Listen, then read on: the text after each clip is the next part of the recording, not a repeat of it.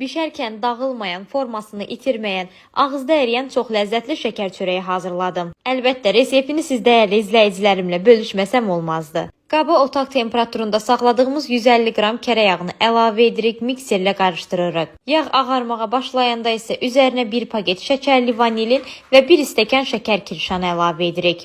Şəkər kirşanını evdə şəkər tozunu blenderdən keçirdərək əldə edə bilərsiniz. Üzərinə 1 ədəd yumurtanın ağını əlavə edirik, sarısını üzəri üçün saxlayırıq.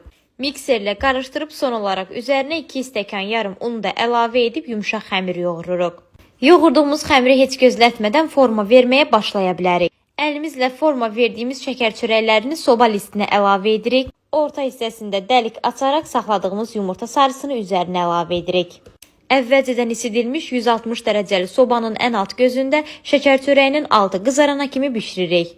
Mütləq hazırlayın, geri dönüşlərinizi gözləyirəm.